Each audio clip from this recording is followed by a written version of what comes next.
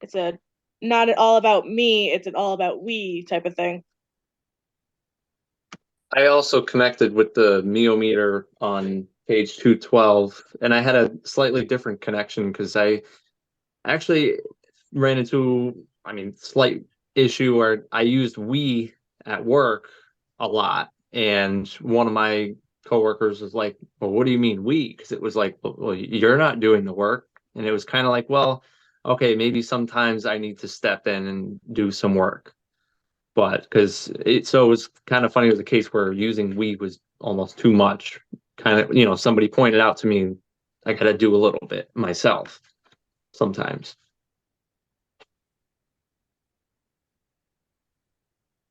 Anyone else?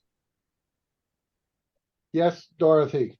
Yes, on page 215, it said at the bottom, what matters most is not what the leader says, but what others hear. I would like to add, it's not only what the leader says, but how the leader behaves. And that's what the people hear. They do go hand in hand. But Jody, I think that what that really states is, and I think Dorothy's right, is sometimes a leader says something and thinks they're getting the point across, and they're not. So sometimes the leader also has to listen as well as say something. And so those 2 points sort of go together. That it's what they hear. But you have to make sure you understand what you're saying. And we do have to model the behaviors that we're trying to encourage in others. I can never hear Phil. So maybe you could speak just a little bit louder. Oh my. That is the first time in my life I've ever heard that. Well, I have a hearing loss, but I can hear everybody else. I can't hear you. And it's been that way from the beginning. So I finally decided to speak up. Well, I haven't said anything important from the beginning, so it doesn't matter. You didn't miss anything. I highly doubt that. I said sometimes leaders have to listen so they understand what people who they're trying to lead hear. So it's a two-way street. You just can't speak. You also have to be able to listen.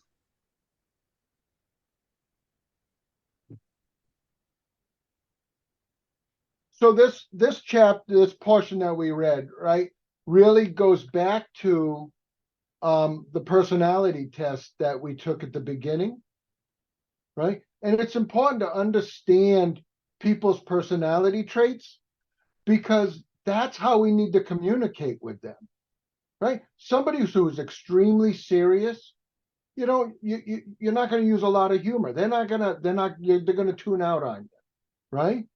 Somebody who is, a people person, right? You've got to use the words we. You got to ensure that they know that they're part of the team. So this it all ties together, right? Everything we've been doing ties together. So I encourage you to go back and look at the personality quiz, your strengths, excuse me, not personality. I apologize. Your strengths quiz that we did at the very beginning, and really kind of look at that. And that's also how you want you would respond best to people communicating with you. So anything else? Any thoughts on the book? Good, bad, indifferent? I think it's a good place to start in a fairly decent guideline or outline, I should say, for parts of this course. Thank you. I think it's an I felt that it was useful in getting everybody to say a little bit of something, sort of an icebreaker each week, each session. Thank you, Karen. I think it's an excellent book as a first pass at leadership because it's easy to understand. So many leadership books are not easy to understand and follow through. I think this one really did. We started with the easy and we end with the difficult. Robert's Rules of Order simplified, ironically. This evening we have J. Allen Cameron. I'm a little biased. He's my boy. He is an FFA alumnus. He is a brother of the Alpha Gamma Rho fraternity, very active still.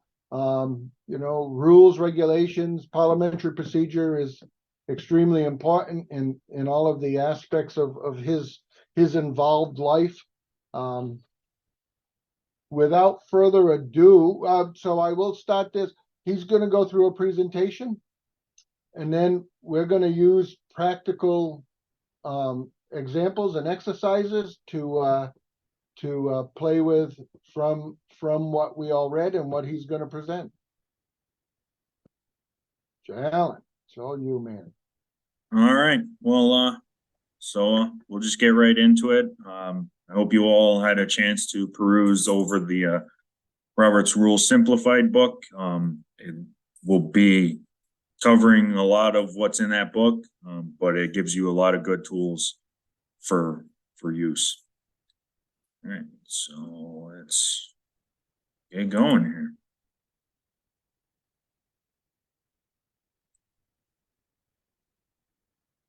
All right, everybody can see my screen, correct? Okay, because I won't have everybody picture up, so if you have any question or comment as we're going, just quickly unmute yourself and let it, get yourself known, so then I'll be able to see you. Oh, they can put their hands up with their app, so we know exactly who's. Oh, all right, then, yeah, and if I don't notice anybody right off, just let me know. We'll try to watch for you, John. Okay. All right, so using basic parliamentary procedure. Parliamentary procedure, what it is the rules that limit, guide, and protect the individual in an organization. It's not the decision you make must be correct, but it's each decision you make must be correctly made. That is actually a very good life lesson that can also be applied to parliamentary procedure. So why do we use parliamentary procedure? We use it to facilitate the transition of business, to promote cooperation and harmony, to ensure that all members have equal rights and privileges and obligations, as well as ensure the majority has the right to decide, but the minority has rights which must be protected as well. We'll get into a lot of this, of the equal rights and the majority has the right to decide as we go. So what is the base behind all of parliamentary procedure? It's the bylaws. The bylaws are the rules that govern the organization, and they're legally binding and can override parliamentary authority. So there are some things that I may discuss in here that our bylaws have specific characteristics to, and we'll get to that as we go. So the basic principles, there are some basic principles for the use of parliamentary procedure. When they are remembered, then meetings will run smoothly and business will take place. You can take a very long meeting that it has little order and where everybody's talking about this and that and this and that, and you get little business accomplished. And by simply using the parliamentary procedure and following Robert's rules along with the bylaws, you can focus that meeting, get business moving quickly and smoothly. So one of the base principles of parliamentary procedure, because parliamentary procedure is conducting a meeting, is a quorum. A quorum must be present for the group to act, which is defined by the bylaws, which was discussed last week of what qualifies for a quorum in the Grange. Only one question should be considered at any given time. This is limiting discussion to one focused topic and creating the transition of business and the fluidity of business transactions. No member should speak until recognized by the chair, and the chair should maintain strict impartiality during discussion. It's very important for a chair that maintain the impartiality, not just during discussion, and we'll get to a little bit more of this, but also when it comes to voting. So a little quick, what is a quorum? Quorum is the minimum number of members necessary to conduct business. Chairs should determine the quorum before meeting. Bylaws can determine method or determine, i.e. roll calls. Quorum should be determined by the bylaws, which it is, for all meetings, regular, special, annual, etc. Otherwise, it is majority of entire membership. Now, this majority of entire membership may fall under if you have a committee meeting. So if you have a committee meeting, you're not really following set structures in the bylaws, but this is a good general rule to follow so that help you maintain order throughout those meetings. If a quorum ceases to exist during the meeting, there's rules on this that only motions in order are to recess until quorum returns, or a motion to adjourn. Those are the only motions of business that can be conducted according to Robert's Rules of Order and Parliamentary Procedure, because then if you don't have a quorum and you're trying to conduct business, the minority of the organization and the majority of the organization can't be heard and have an equal right. So what are the chair or the presiding officer's roles? They stand when calling the meeting to order in larger meetings. Says the meeting will come to order. And then in the Grange, we have our opening ceremonies. And a president can approve the minutes without a motion, but they have to ask for corrections or amendment, and can adjourn a meeting without a motion. After asking for any additional business and not hearing any, adjournment time is reached on an adopted. Oh, that cut out. It should be an adopted motion. So if you have a motion set previously that in the meeting that we're gonna adjourn at this time, whatever time that may be, the chairperson has the authority to proceed with adjournment of the meeting as long as there isn't a motion on the floor at that time. Procedure for handling a main. What I mean by handling a main is a main motion. Main motion is those motions that are made for the conducting of business during new business. To handle a main motion, a member rises and addresses the chair. Mr. or Madam President or Chairperson, chair recognizes them, member states, I move that, and then they state the motion. A second to the motion, not necessary to stand or be recognized, I second the motion. If the motion comes as recommendation from 2 or more members, the motion does not need a second.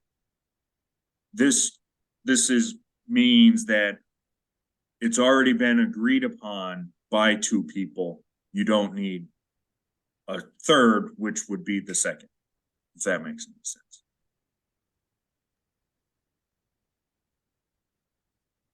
Yeah. Yep. Just a point where that comes into play is like a state Grange session.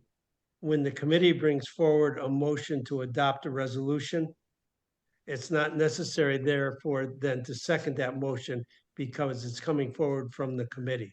Is that correct? That's what that sort of states, right? Correct. Yep.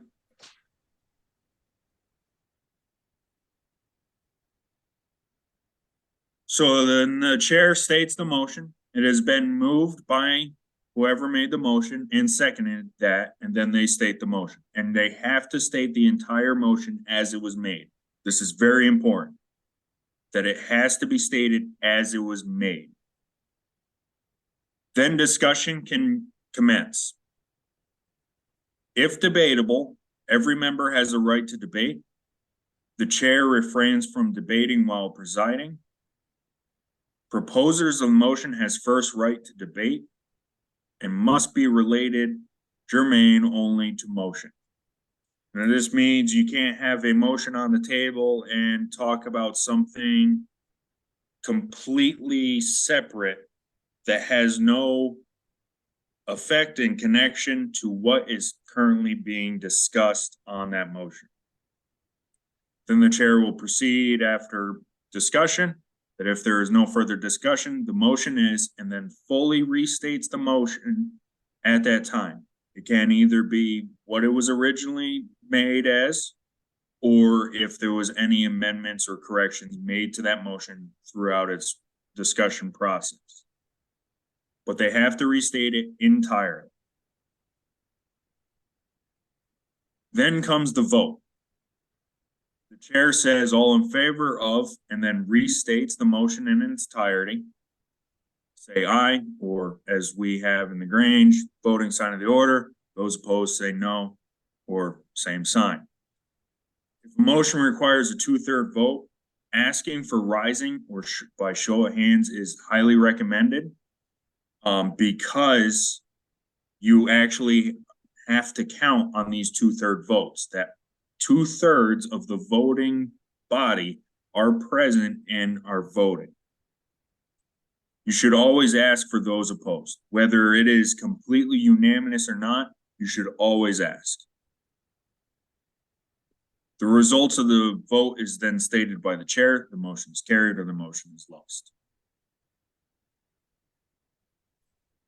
So in the debate and the discussion process, chair brings the debate for asking for discussion. Maker of the motion has the first right to speak if properly recognized. Can only speak twice on same question during the same day. This is a general parliamentary procedure rule to help facilitate the projection of business and moving it along smoothly. Because if we're allowed to keep continuing discussion, if it is accepted by the rest of the body, then you can speak more than twice.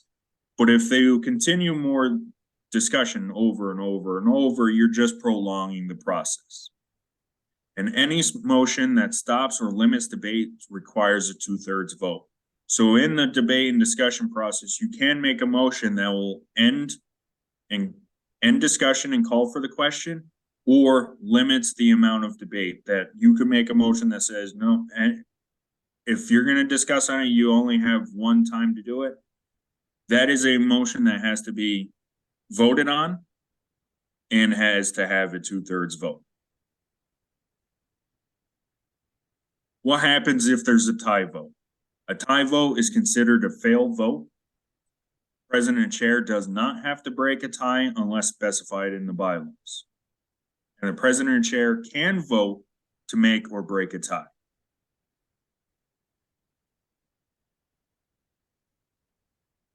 So these are the classes of motions. So we have our main motion, which we've kind of discussed a little bit. Motions that bring a question again before the assembly. These are questions that if you had in a previous meeting tabled anything, this is those motions to bring that back in front of the assembly to be discussed. Incidental motions, subsidiary motions, and privileged motions. And we'll discuss all of these points a little bit more in depth. So these are the orders of pending motions. So you have privileged motions, subsidiary motion, incidental motions, not rang, and then motions that can bring questions in before the assembly, and main motions. These are showing their overall priority in a line. Your main motion is the highest of priority. Your other motions in this area are dropping in priority.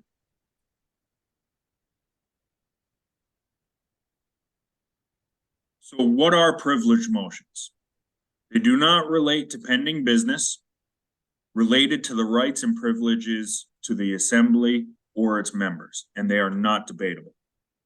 This can be a lot of many things, temperature, lighting, noise. You know, if you got all the windows open and it's just too loud for somebody to hear, by Robert's Rules of Order and Parliamentary Procedure, you should have that privilege brought up and say, hey, can we close the windows? It's loud, I can't hear.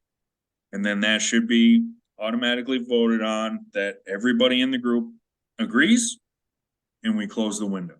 Because even though the windows might be open because it's warm and you can't hear, but there could be a lot of other people that can hear, but they're extremely warm and the windows are helping.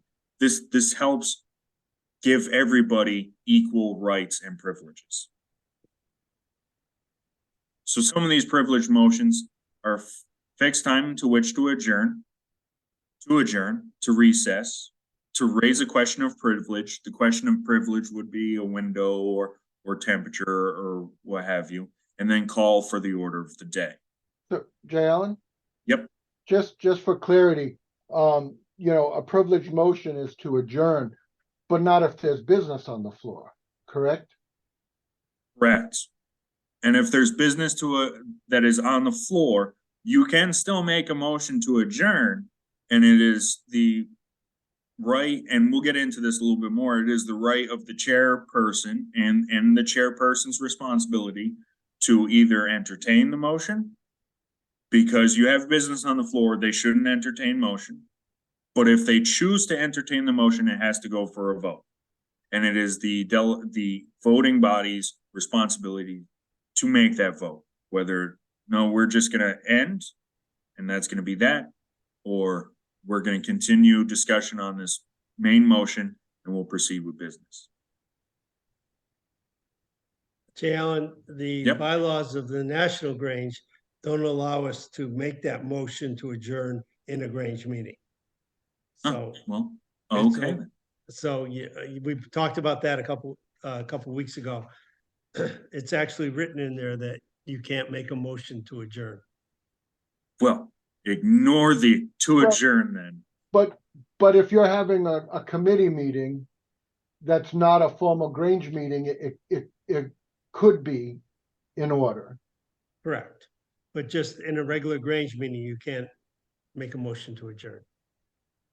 Even if you Okay. want to. And many of us have wanted to at times. Well, that's good to know. That is very, very good information to know.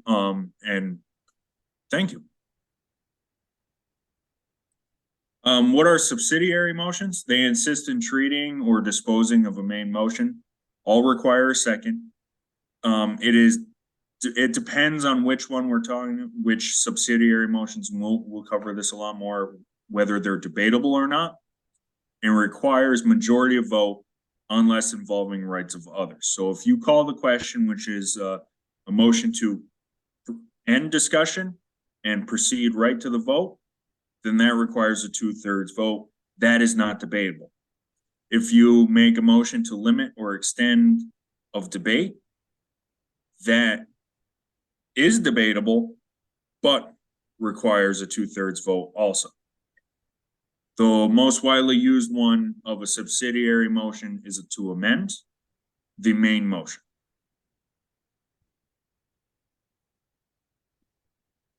So examples of subsidiary motions are to table, to call the question, to limit or extend debate, to postpone to a definite time, to refer to a committee, to amend, and to postpone indefinitely. So if we just want to real quick, to table is a debatable motion. To call the question, non-debatable. To limit or extend debate, debatable. To postpone to a definite time, debatable. To refer to committee, not debatable, which seems funny, but it's not, because you're really saying, no, we don't want to talk about this anymore. We want somebody else to look at it and bring it back, and we'll discuss it again. To amend, which is debatable, and to postpone indefinitely, not debatable.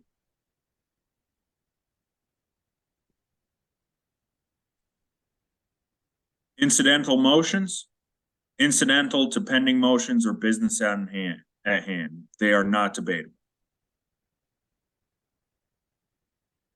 These motions are to suspend the rules, to withdraw a motion, to rise a point of order, and to call for a division of the question. To suspend the rules are to suspend these rules, the parliamentary procedure and Robert's rules, on a motion that are, you have 2 times to debate. Well, now we want to keep debating. So you technically should make a motion to suspend the rules limiting debate. If you want to withdraw a motion that is on the table, and this has to be made by the person who has originally made the motion, then that is also an incidental motion. To rise to a point of order is a calling of a question that pertains to the order of business, not just your agenda or what have you, but the order of the motion handling or bylaws. And to call for a division of the question is calling for the vote of the question.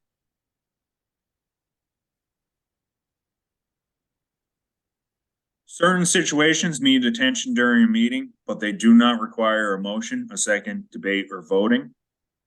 It is permissible to state a point during a meeting where the chairperson needs to handle a situation right away. Board members can declare a point of order, point of information, point of inquiry, or point of personal privilege.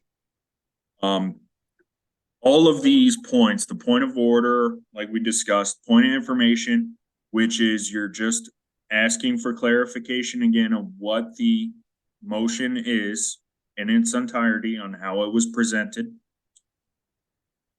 And the point of inquiry is you're just self-explanatory, you're inquiring. Or the point of personal privilege, like we discussed before, which is the window or fans or what have you, anything that pertains to a person's privilege during the meeting. This point of order draws attention to a breach of the rules, improper procedure, breaching of establishing practices. Point of information, like I said, member who may need to bring up any additional point or additional information. Point of inquiry, member may use a point of inquiry to ask for clarification in a report to make better voting decisions. And a point of personal privilege, a member may use a point of personal privilege to address the physical comfort of the setting, such as temperature or noise. Motions that bring a question again before the House. So if you have in a previous meeting tabled a motion, this is what you go about on bringing it back to the House for be voted. So it brings the Assembly a question that had already been considered. Requires a second. May or may not be debatable. Take from the table, non-debatable. So you can also use this if you had in a previous meeting voted on something and now you had an opportunity to look into it a bit more and you want to reevaluate whether that was a right decision or not. You can also use this process.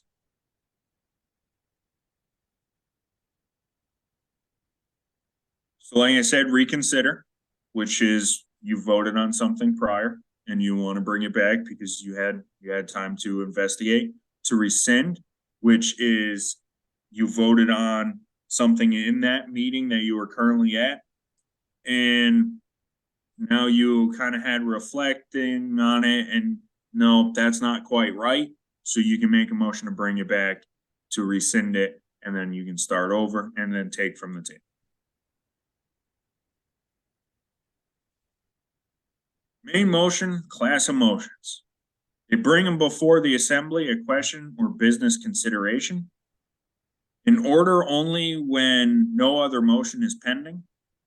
Only one motion on the floor at any time, requires a second, is debatable, usually approved by majority vote unless some provision of bylaws require a different vote.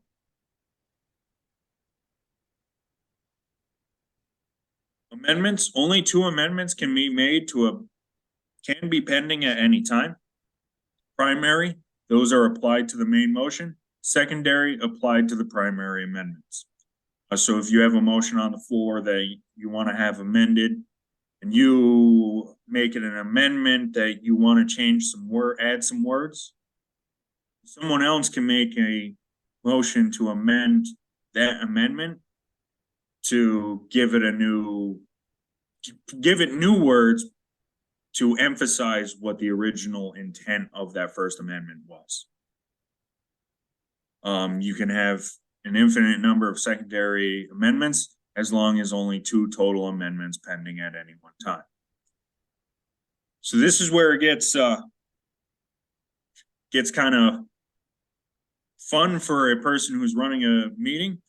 To vote on the amendments, you have to do it in reverse order. So first you have to vote on the secondary amendment because those are affecting the primary amendment. And then you can vote on the primary and then proceed to continue discussion on the main motion. So you do have to do it in reverse order, like I said, and that's very important. You can't, once you make an amendment to the primary, you have to vote on that secondary first. So amending a motion must be used subsidiary motion. Methods of amending are insert inside the motion, add or adding to the end, strike out and insert, you're adding words only, and substitute. That would be, you're substituting a whole section of the main motion to be considered. We do this a lot at state session where we're looking at resolutions, and if there's several whereases and one of them just doesn't quite work right, and we want to reword that whole thing, we can substitute that section with a new one, and that is considered as an amendment. And it also must be germane to the main motion. All your amendments have to make sense with what is being discussed. Question or calling for the question. The actual motion is called for the previous question, must be recognized by chair to make motion, requires a 2/3 vote to pass. If receives 2/3 vote, the motion passes and debate is stopped and vote is taken immediately on the pending question or motion. Is a vote to stop debate and not to vote on pending motion. It does not receive 2/3 vote, motion fails and debate continues. So this is a lot of information real quick, but one main thing you want to remember here is it is a vote. Is a vote to stop debate and not to vote on pending motion. You do see this come up a couple of times at state session. I've seen it over the years a couple of times.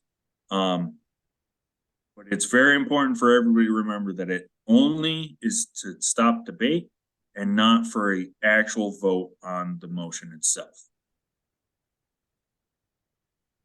To refer to committee allows for additional information or study. I think the other thing we see a lot of times at a meeting is somebody will make the motion to stop debate and the chair will then just call for the vote without calling for it. I think the chair always has to remember you need to vote on that motion. That just because somebody yells up, I want to stop debate, doesn't stop the debate. Right. Yeah. So that is a very important part there. That we have to remember that it is only to stop debate. Calling the question or calling the previous question is only to stop debate on the main motion. It's not calling for the vote on that pending main motion. A refer to committee allows for additional information or study of issue before voting. A motion to refer should include details of who the committee will be and who will appoint. That's if you don't have a standing committee. Say you're in a Grange meeting and you're like, well, we need a group of people to find out more information on this before we really take an action on it. You're gonna make this motion to refer to committee, but if you don't have a set up committee, you're going to need to include in your motion who's gonna be the committee and who is appointing the members to that committee. And usually defines a time for committee to report. So you can set on there in that motion as well that they have until next meeting or 2 meetings to have a report and recommendation back to the assembly.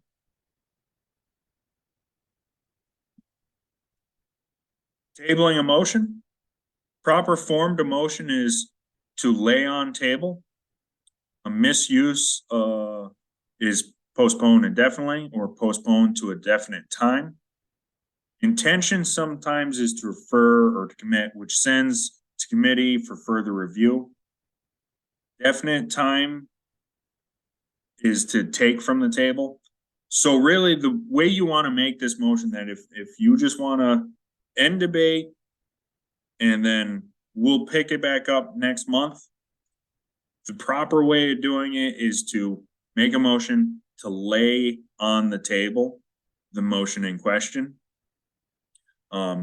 Because if you make a motion to postpone to a definite time, that is a completely different beast entirely. A motion to table is a lot more simpler, and a motion to postpone to a definite time is actually technically a motion that is you're ending all business until that definite time.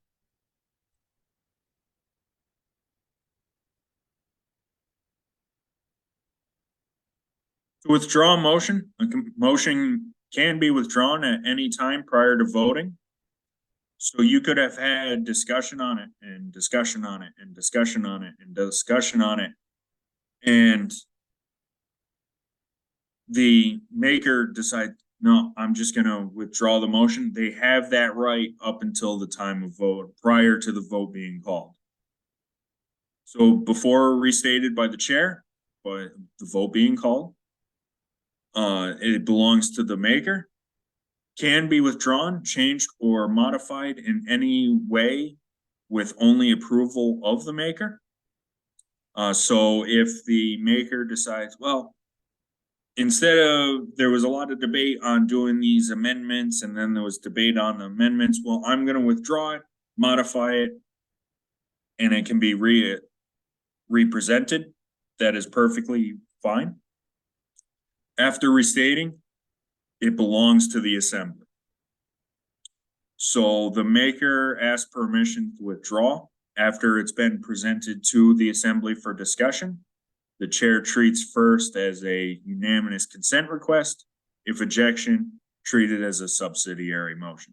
So after it's been presented for discussion, the maker has the right to ask for permission to withdraw. If there's common consent, then that can be granted. If not, they can call for they can create a motion to withdraw the main motion. Motion to adjourn. Next to the highest ranking motion, it's fixed the time to which to adjourn is the highest priority on this. Cannot interrupt the speaker, requires a second, is not debatable, and majority rules. Chair can adjourn without a motion. This is if no other business is pending, if time is reached on an adopted agenda. Which is typically how we do during the actual Grange meetings, not committee Grange meetings. If there's no other business that is pending and there's no other business to be brought forward, then the Grange proceeds to close. Motions requiring a 2/3 vote. Motions that require a 2/3 vote are suspend or modify the rules of order, prevents introduction of a motion, closes, limits, or extends debate, limits freedoms of nominations or voting, and takes away membership or offices. A lot of these are pretty self-explanatory. You can make a motion that if you have a rented out agenda of what some new business motions are going to be brought forward, you can make a motion that limits and prevents what motions can be presented and brought up for discussion in business. Those require a 2/3 vote. You can, like we discussed earlier, close, limits, or extends debate. That requires a 2/3 vote, and so on. Out of order motions. Motions to suspend bylaws. Those are always out of order. Any group ever. A motion in conflict with bylaws. Any motion outside the scope of the organization, which ties in a lot to the book that I had you read, because they talk a lot about along this lines, and they actually had a line in the book that I really liked, and I'll find it while we're looking a little later. But it is that the organization is the primary responsibility of the members. If you're making a motion that goes against the bylaws or the scope of the organization that does not improve the standing of your organization, those motions are out of order. Any motion to conduct business if quorum is not present, except motion to recess or adjourn, those are also out of order. Now, I got a question for you, Phil. Is there anything in the bylaws that states if a quorum is lost during a Grange meeting? There is. You have to have a quorum of, you have to have 7 members, or in the state Grange, we have to have 13 voting members. If Right, there's to not a conduct quorum- business. If there's not a quorum, then it's automatically, it's an automatic recess of, or an automatic closing of the meeting until a Okay. quorum comes present. Okay, all right. I just wanted to Did clarify. that answer you, Jared? Yep. Good, perfect, thank you. So yeah, that basically is kind of what is recommended here, that the only motions that can be presented and discussed are motions to recess or adjourn. Order of business versus an agenda. So order of business is basic outline of the business proceedings. So you'll have your opening, and then secretary's, treasurer's report, and committee reports, and then unfinished business, old business, then new business. So that is outlined pretty well in all of our digest. The agenda is the schedule of the order of business with details. So if you already know that you're going to have several things to be discussed in your new business, those can be listed. You have anything that is in old business that has been tabled or carried over from previous meetings, those should be listed. I highly recommend that if you're not doing an agenda, that you do. This way, and you have it present for everybody in your meetings. This way everybody knows the flow and knows, hey, if these are coming up, oh, I forgot that we tabled that. I remember this is what I wanted to discuss about it after I had an opportunity to look. It gives you an opportunity to really build more structural debate. They should never be included. Yep. I also would strongly recommend, if you're having a committee meeting, that you always have an agenda for a committee meeting. Because it makes the committee meeting just go much quicker and smoother. Yep. Rather than just leaving it open to general discussion. So if any of you are chairman of a committee, it's a good idea to have an agenda before you start your meeting. Yeah. Because that's a great point, because it helps you focus and facilitate business. They should never be included in the bylaws, because your agenda of the business, the schedule of the order of business with details, should always be changing. You know, the minute details within your order of business, they should always be changing. Could not vote to immediately suspend the rules if in bylaws, and should not be confused with the rules of order. So are there any questions?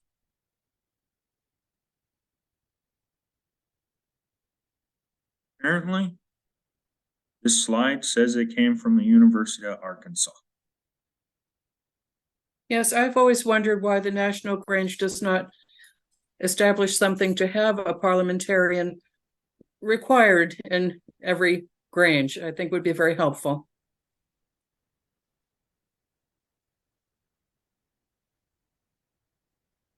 Sounds like you have an idea for a resolution, Karen. Oh dear, okay. Is that something that has come up? I've seen it in other organizations as they've always had that available, and it's so very helpful. I'm surprised it hasn't come up before. Not at subordinate, but we've been fortunate to have members in the state Grange who are very fluent in parliamentary procedure we can rely on, like Charles Dimmick and others. Mm-hmm.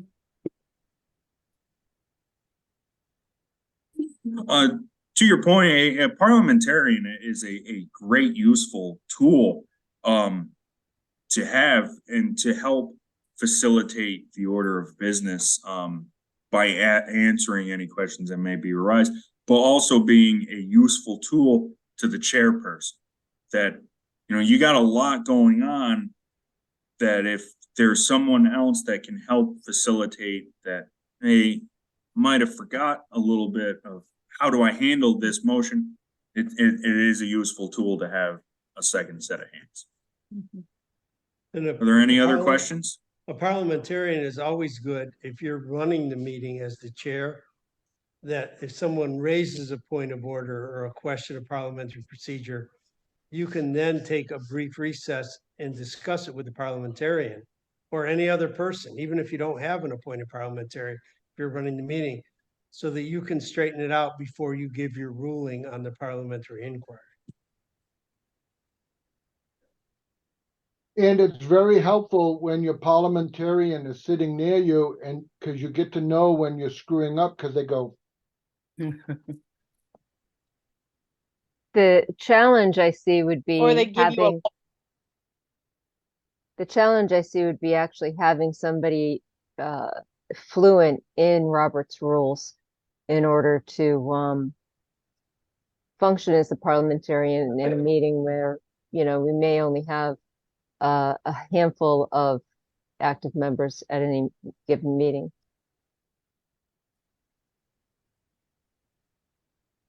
and that's why we wanted to get this, you know, use the book, so that, you know, Grangers had a resource, Grangers and Granges had a resource. So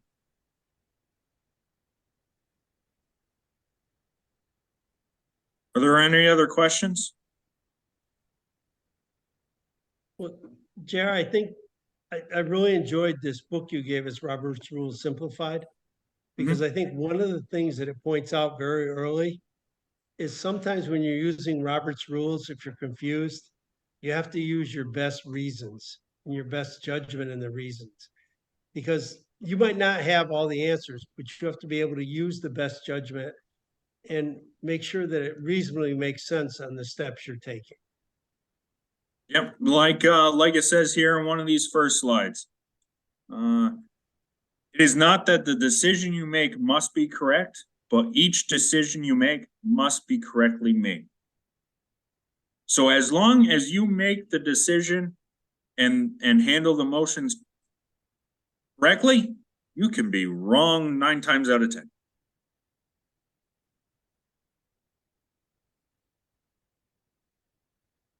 All right, any other questions?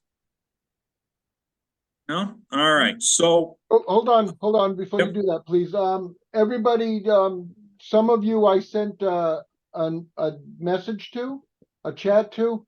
If you could check your chat, make sure you're okay with what I'm asking you. If not, well, either way, respond yes or no. If you got a chat from me.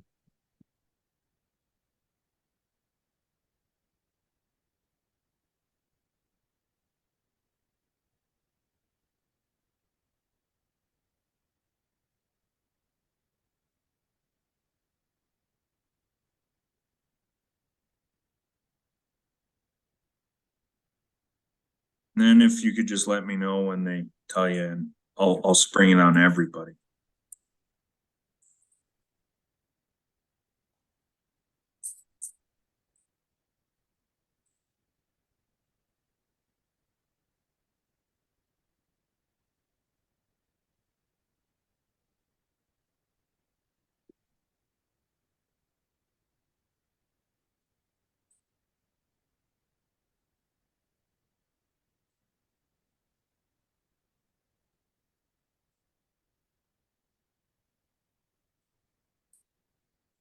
I don't seem to be getting any responses.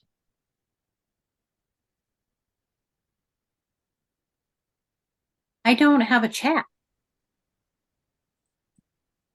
I Mm. missed something? If Um, you hit escape, you can get to a window that has it shows the little bar underneath. If you linger your cursor down there, and then you can click on chat. Well, I can see chat. And when I go into chat, the only thing that's there is the comment earlier about the key of Phil's voice. Well, then I guess you and I didn't get questions, Robin. Yeah. Lucky you. So then I assume everybody has responded and has gotten their chat. No, they haven't responded, but I'm gonna take that as so the participants are Terry, Dorothy. Yep. Karen, Karen McDonald, Debbie Vale, Jamie, and Don Lanou. And Don Lanou is your chairman. Okay, so to spring it on everybody else, I we have been answered. I have answered you, Joni. I don't know what happened. Yeah, I don't know. Yeah, I didn't get a response. I responded back too. So did I. Huh. Well, this sucks. He deleted us all. Yeah. Apparently I didn't want to hear from you. Okay, good night. So for everybody else who is now going, I don't know what is being discussed. We are going to do a mock meeting. So there are going to be a few things here, and I mean, you don't need to keep staring at the mock meeting. We all know the slide is in, so I'll stop sharing. There are going to be a few tasks and requirements I'm going to have for everybody. So as previously stated, Don Lanou is going to be the chair. He's going to be running this meeting. There is going to be a person who has to make a main motion. Don't identify yourself just yet. There is going to be someone who's going to make a privileged motion, someone who is going to make a subsidiary motion, an incidental motion, a motion to bring a question again before the assembly. But I would like everyone who is on here and participating in this, to discuss on the motions.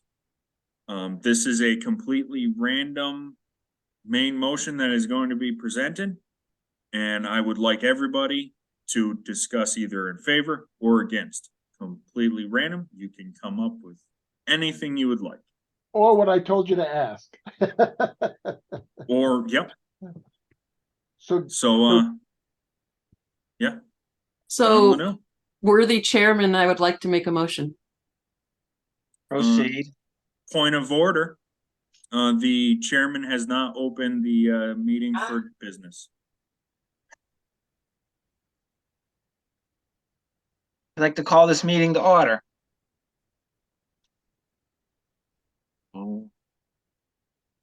So, worthy chairman, I would like to make a motion. Proceed. The motion is I would like to have chocolate frosting on a lemon cake. And that's not in the right format. I would like to amend that to say Oh, chocolate wait. sauce. Oh, we need a second on the motion first. I'll second the motion. May I make an amendment? Proceed. The motion has to be stated, sir, in its entirety on who has made the motion and its entirety of what it was stated as. Terry That way made, everybody is aware of what the motion is and what is to be debated. Terry made a motion that she would like chocolate frosting on a lemon cake. And then ask for if there's any discussion. Is there any discussion? Worthy chairperson, Yes. I feel that chocolate frosting and lemon cake are complementary flavors to each other. It's a visually appealing cake when looking at it, and it's a tasty combination on your palate. He researched it. I would like to make an amendment. Is this the right time? Yes. That we add strawberries in the service of the cake.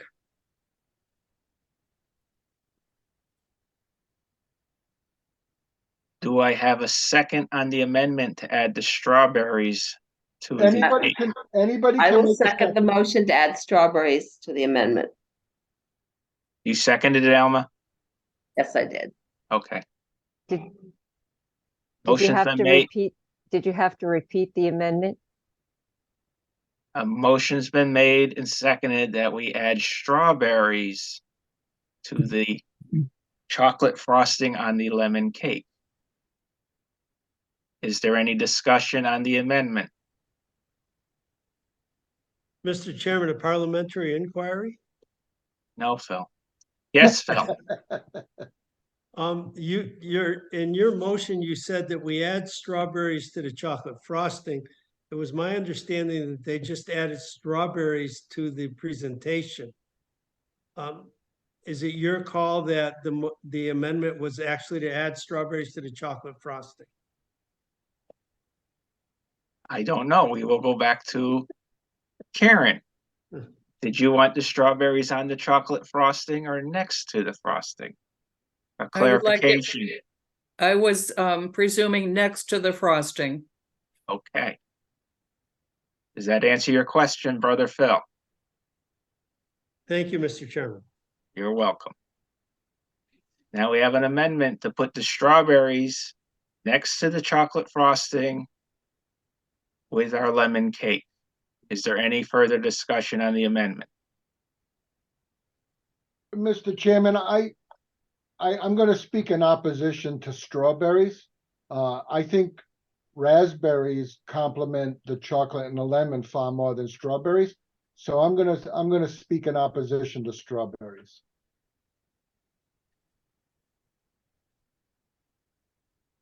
Mr. Jody has stated that he would like raspberries instead of strawberries. No, Is- sir. I spoke in opposition to strawberries. I didn't move or move to Opposition, amend. okay. I'm sorry, opposition. Is there any other discussion? Sure, we should have fun with this. Mr. Chairman, Yes, sir. I would move that we amend strawberries to be blueberries.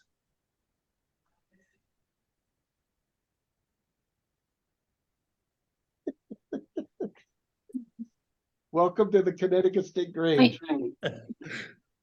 I think that we've got too many amendments. No, ma'am, that would be your secondary amendment to the primary. Oh, Oh, because the raspberry wasn't an amendment, it was just a commentary. yes. Correct. Do I So have you- that I have a second on Brother Phil's blueberries? For the chair, I second Brother Phil's amendment to use blueberries instead of strawberries. Okay.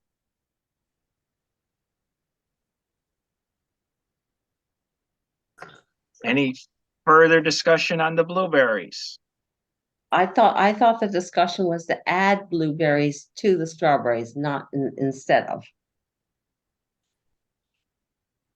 I believe he said substitute. Substitute. I Okay. thought so too. On my envelope, I wrote down substitute blueberries.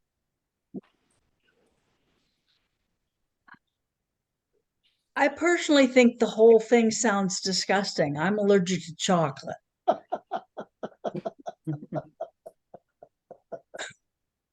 But it's fun. Thank you. I prefer an ice cream cake. I All right. prefer no, I prefer no fruit at all. Are you making that in an amendment? Yes, I am.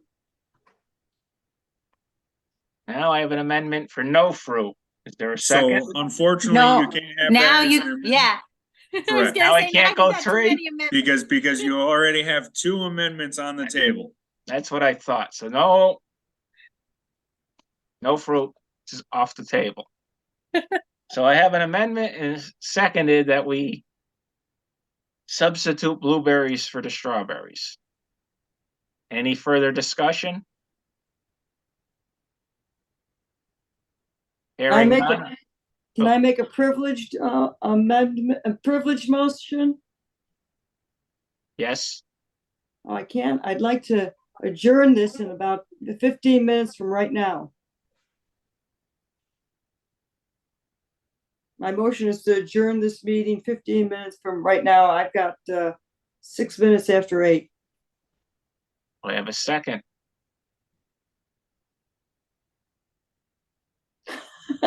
I'll No second that. Oh. Motion's been made and seconded that we end this meeting in 15 minutes. And you had what, 6 after 8? So that'll be 8:21. Any further discussion on adjourning this meeting at 8:21? Hearing none, all those in favor do a voting sign by the show of a hand.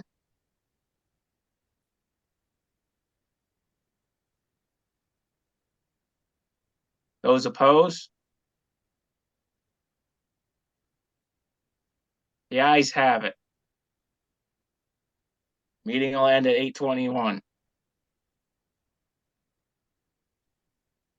Gonna substitute some blueberries. There was a I'd motion. like to make a motion to call the vote. Call the vote on which part? We have to go in reverse order. So it would be the blueberry substitution, then the all the way up, Strawberries. back up the line. Okay. Motion's been made and seconded that we substitute the strawberries for blueberries. No, you have to have a vote on calling of the question. Oh. Do I need a second on that? JL. Nope, just a 2/3 vote is required. All those in favor of calling the question, please raise your hands. And it is highly recommended that you restate which question, because you have 3 on the table. Calling the question, I said. Right, so this would be pertaining to the secondary amendment. For the blueberries, substituting the For the blueberries. blueberries, yep. That way, if you restate it, there is no misunderstanding and there's fuller clarification on what everybody is actually voting on. Okay. This time we'll take a vote for substituting the blueberries for the strawberries. All those in favor, please show your hands. No, sir, you're calling a vote on whether to end debate on the discussion of the amendment. You're not doing the actual vote for the amendment. So we're just this. Yep, so here's how we'll do it. If you don't mind, I'll take over for you. Go ahead. Okay. So a call for the question on the secondary amendment has been called. This is going to limit any debate on the discussion of substituting strawberries for blueberries. All those in favor of ending debate, please signify by raising your hand. Those opposed? Vote is an affirmative and so shall be recorded. Now, sir, and now, Donnie, you go directly to calling for the vote for the secondary amendment, which is the blueberries. Motion's been made and seconded that we substitute blueberries for the strawberries. Is there any, no discussion then, right? Jay Allen? Correct. You just call for the vote. All those in favor by the vote, by show of hands?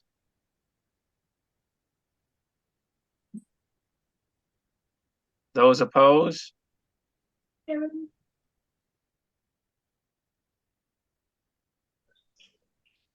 The ayes have it. So now the strawberries are gone, right? But we still have to Correct. And vote. now it is blueberries. Now it's a chocolate frosted lemon cake with blueberries.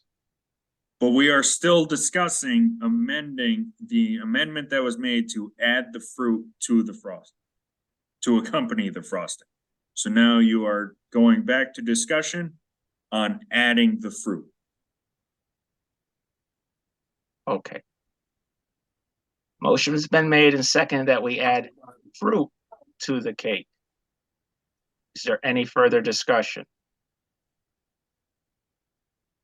Worthy Chair, I also agree that blueberries would complement both the lemon and chocolate flavors and help meld those two together in a delicious manner.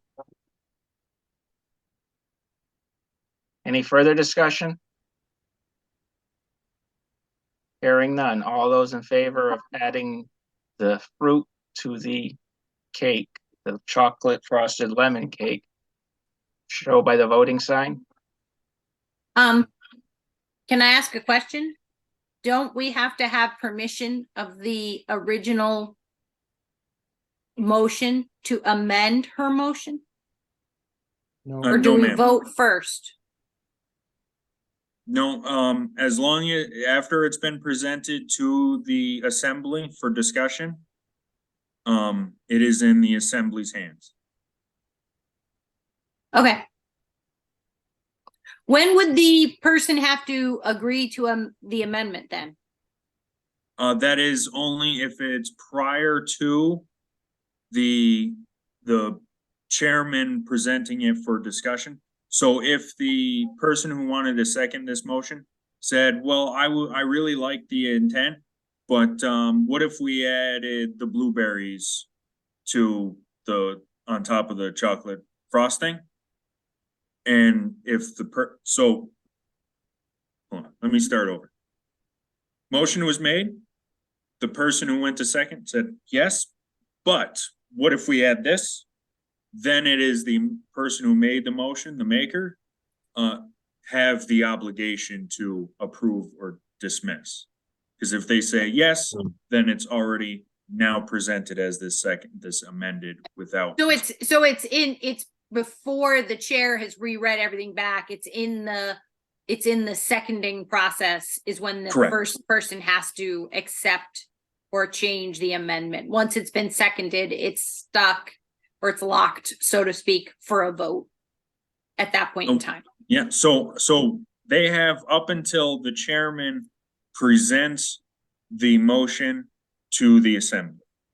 Okay. So it's right up until that point. Thank you. Yep. Okay, I have a motion made and seconded that we add fruit to the chocolate frosted lemon cake. All those in favor show by the voting sign of the order.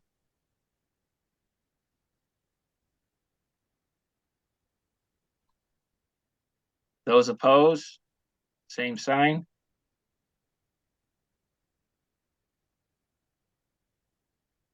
I have a tie. Count 4 and 4.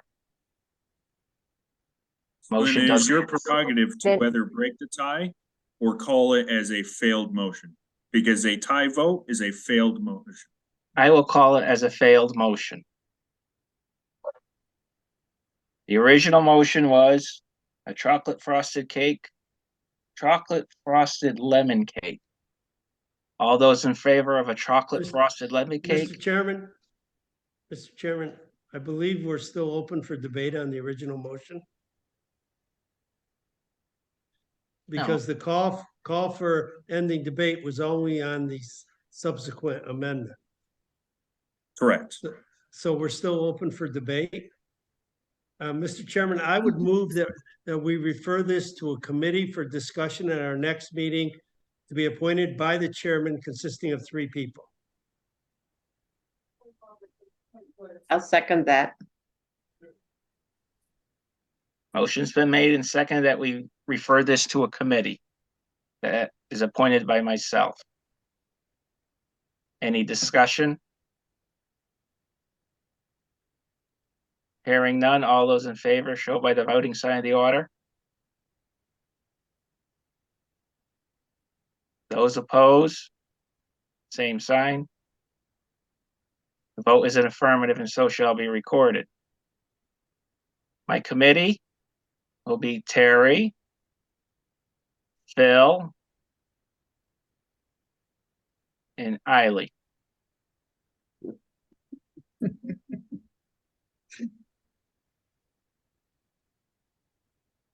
And when you'll have to specify when we should, or you should specify on when we should report back to the body. At our next regular meeting. See, we're never gonna have one, that'll be easy. Wait. Worthy Chairman, October 19th at 6 a.m.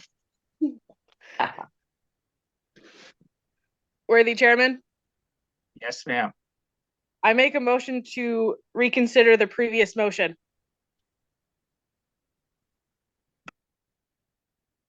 Do I have a second?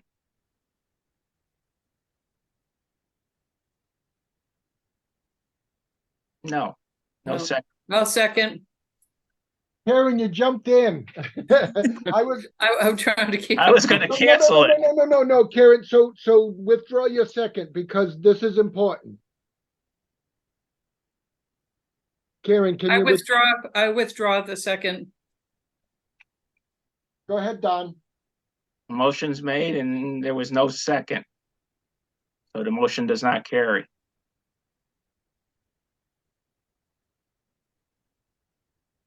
Any further discussion? My clock shows 8:21 and we had a motion to adjourn at 8:21.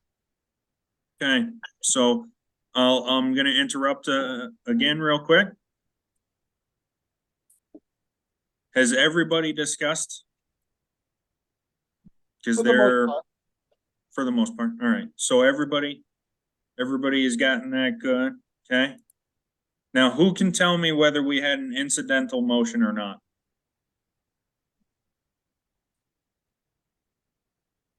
I think we did. The time. Yes, we did. When I had to withdraw my second, is that correct? That is correct, thank you very much. And actually, we had multiple, because a incidental motion is also to raise a point of order. So Phil actually had one as well. And we had a call for division of the question. I was just testing to make sure everybody was paying attention. Still All right, waiting. I'm still waiting for the ice cream cake. Yep. It's still in your hands, Mr. Chairman. I need a motion to adjourn then, because we're over our time limit. So move. You do not. Because you had a set time for adjournment, so you can declare the meeting adjourned. Okay, then I declare the meeting adjourned. The labors of the day are finished. Mhm. Well, thank you very much, Jay Allen. It's very good. So when we were, when he called and we were discussing this, and he suggested that we have a mock motion, I said, well, it's gotta be something that's gonna be a little fun, that's gonna make everybody laugh, because this is such a dry subject. And I'm the one who said chocolate frosting on a lemon cake, and both Jody and Jamie are like, oh my God, that's disgusting. So then that's how I knew it was the right motion to use. So I just I wasn't expecting Tara to be so well prepared with the motion with justification as to why. But thank you. I mean, obviously nobody's walking away, an expert in parliamentary procedure, but that silly little exercise, took us through all of the various aspects. And for those of you who are going to sit through state session, you will probably see most of that with the exception of a motion to adjourn. So, and I mean, people don't generally don't make a motion to change the temperature of the room. They just complain loudly, so that we all know they're uncomfortable because it's too cold in there. So I could probably count about 6 resolutions on the docket that could involve that kind of discussion. Well, we missed Gordon with his point of order. Remember? All right. Any other questions for Jay Allen before we wrap this up? Jay Allen, you owe Donnie an ice cream cake at state session because I'm have to buy him a 5-pound bag of jelly beans. I don't think I do. I wasn't the one who came up with the motion for the lemon chocolate cake. But it was you. Okay, so you and Dad owe him an ice cream cake. All right. So I want to thank everybody. This is our last module. I mean, I personally got a lot out of this. I am pleased with how everybody hung in there with us. Hopefully you got something out of this. Has everyone been invited to state session, Todd? I believe so. It was in the call for tonight's meeting with the information. So okay. Yes, I received it. So anyone who's not a delegate or attending the session in any other way, you of course are welcome to attend any or all of the session, but especially we'd like to see you at the session banquet, the celebration banquet on Friday night at 7 at the Holiday Inn Norwich. Unfortunately, we can't give you a meal for free, but I have plenty of tickets available for $35. If you want to get in touch with me, choose your meat choice or vegetarian option, and we'll make sure you have a meal ready for you. We have a little graduation ceremony and some presentations to make to each person who participated in the program this summer. Jody? Right. So I want to do something very quick. And at Web Industries, we call it a hoopla. I don't know why it's called a hoopla, because what we talk about is what went well, what didn't go well, and what to do different. Okay? So we always start with what went well. So with these 10 modules, what went well for you? And there's no wrong answer, because it's what went well for you.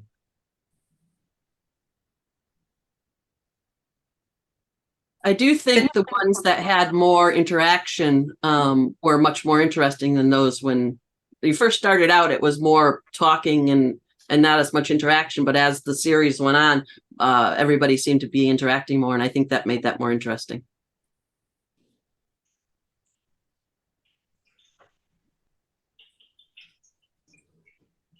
Anything else? I think staying on, for the most part, all of the sessions stayed on time. I know I personally appreciated that because I sometimes have to work on Sunday nights. So knowing that it had a set time, it was very helpful. I I felt like that the it, way, God, I felt I there was was a just- nice variety of topics and speakers. So that was really appreciated. Everything was very organized, and having the books and the notebook was really helpful. that's what I was gonna say. I like the notebook so I could prepare in advance, and I found every meeting to be really insightful. Tonight was a little hard for me though, like the Robert's rules. I mean, I read them twice and I'm still like, oh wow. I mean, I file meeting minutes for a living and I don't run the meetings, and I'm like, God bless the secretaries who do, because there's a lot to it. It does take practice to get the hang of parliamentary procedure. I've watched a lot of it because I watch a lot of like government TV, so you see it all the time.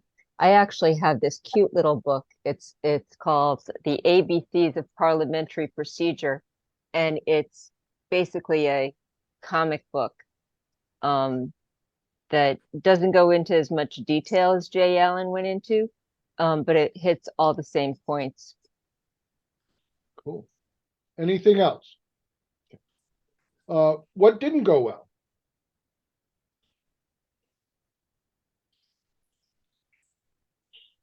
I think to follow up a little bit on the discussion about how we got more participation, I think if we started off with a meeting that really just got people talking and felt comfortable talking, I think the rest of the meetings would go along. I think as people became comfortable, the meetings became more interesting. So maybe the first meeting might be more of a greet type of meeting.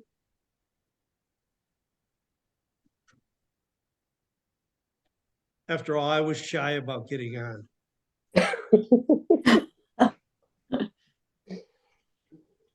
I wrote, Phil, not to put words in your mouth, but first meeting to be a meet and greet. I did that on what to do different as well, okay? You could switch, and I thought of this when I was reading it in the first place. Membership growth before membership retention would just be, I think, a slightly better flow. Can I ask you to elaborate? Because I had my reasons for scheduling that way, so I'd like to hear that. 'Cause this just makes the next time we do this better. Right. I think that a lot of the things that you use to grow membership is also a lot of the things you do to retain membership.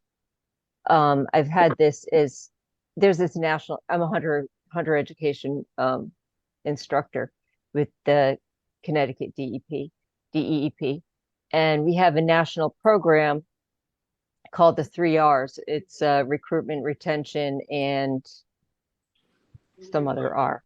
But they go through this this whole process of like how to grow how to grow more hunters, how to recruit, how to retain, and it just seems to flow that way, is that you do these sorts of things to bring new people in, and then you want to keep them.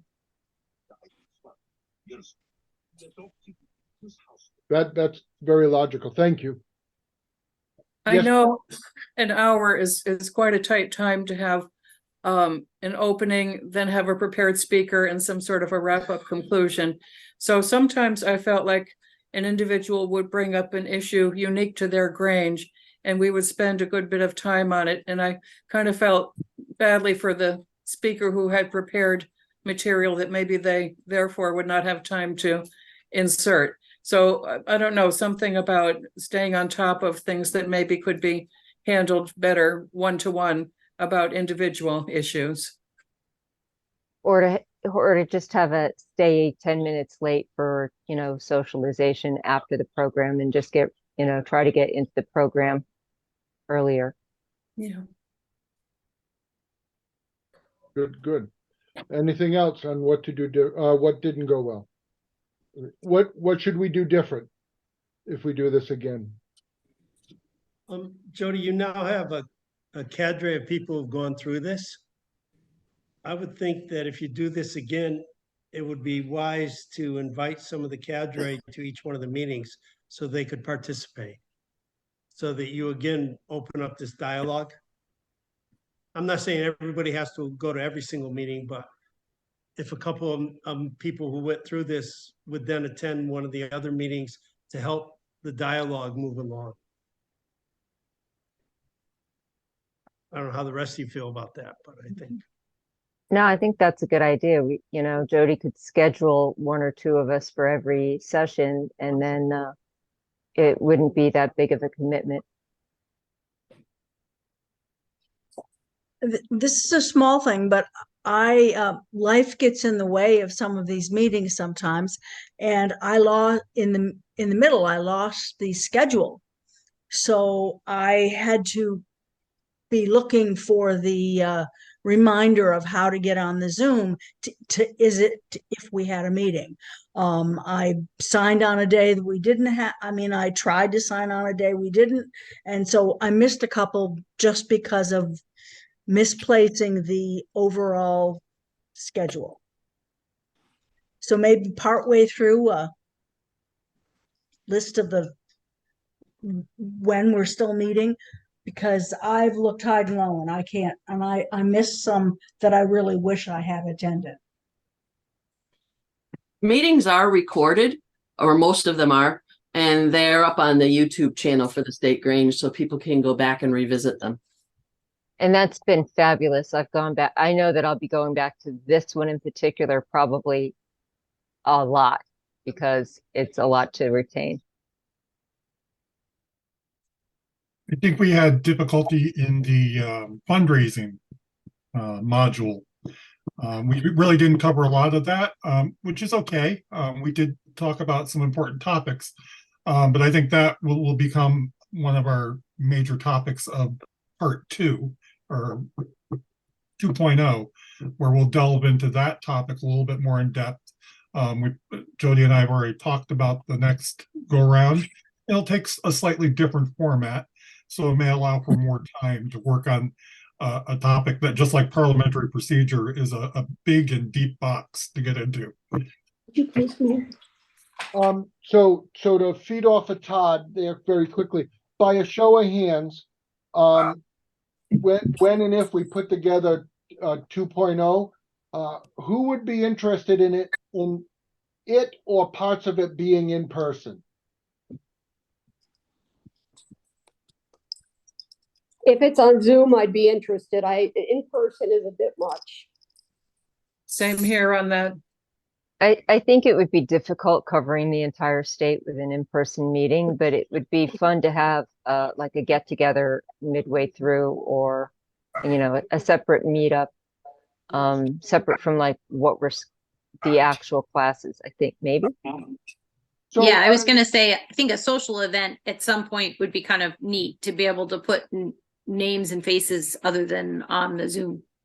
So what our thought was is on a topic more like today, right, where it's really far more in depth. And I'm only using today as an example. Something like that, we would do a full day at a Grange Hall, and we would ask that Grange to put on a meal for us or lunch or whatever, and it would be a nice event. It would be a little fundraiser for the Grange, because the State Grange would cover that tab, and it would be have us be able to get really in depth and work more one-on-one on some of these topics, specifically like today. If you do something like that, I would suggest that you have it on Zoom as well. So for people who couldn't make it, they can still at least be on the Zoom. No, absolutely. Absolutely. So, okay. Well, we want to go down the path that the attendees would be interested in. So, Todd, closing comments before we get to speak about each of them at state session? Again, let me know if you're interested in tickets for the banquet. I do have a state session related comment. If you haven't sent in your registration, you plan to, there is less than a week. I need it by the end of the week so that we can get our numbers into the hotel. And we're a little lean right now, but that's not unusual. But it's every year I get nervous this time of year about the numbers. So And as always, let me know if you have any questions. Dorothy, you had your hand up? Yeah, I wanted to ask the ladies, what do you usually wear for these sessions? Do you wear dresses, Levi's, work clothes? What do you wear? What do the men wear suits? Do they not? Business casual. Okay, business. Okay. Business casual, yeah. So khakis and button down? Sure. If that's what you're comfortable in. Yeah, I wouldn't well, recommend halter tops and cutoffs. It probably isn't the right time of the year for it. Okay, no Daisy Dukes and cowboy boots. Gotcha. Especially for the men. That's right. I was gonna say, he says that because he can't pull it off and he gets very jealous. If Jody comes in wearing a halter top and Daisy Dukes, I'm leaving. Eileen, I've Jody, seen I'll give you $50. Eileen, I've seen the suits worn more so by the officers and deputies, but the other men attending, like Jody said, sort of business casual. All right. Well, I can't thank you all enough. I mean, this was far more successful than my wildest dreams when we started talking about this. Todd and I said, if we get 5 to 10 people that were interested in this, we would be happy. Well, we're ecstatic. You know, I truly hope everybody did get something out of this.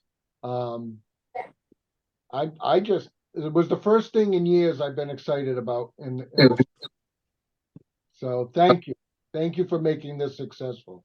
Jody, I would suggest that all the people who are participating in this, talk to your friends and tell them how good it was, because there's a lot to learn and how to move forward. I certainly you. hope you do make this an annual event, because I can see that, you know, there are 3 people from my Grange who came, and I'm pretty sure that others would too, especially if you did it on a different night of the week or something. I mean, I actually have a conflict on Sundays that I have not been going to another class to participate in this one. Good feedback. Thank you. All right. Well, thank you, everybody. Terry, Todd, if you could stay on. Phil, Thanks. in a couple of weeks, my good sir. All right. See you Thank guys you. at State Central. Thank you. Bye-bye, everybody. Good night. Good night. Good night.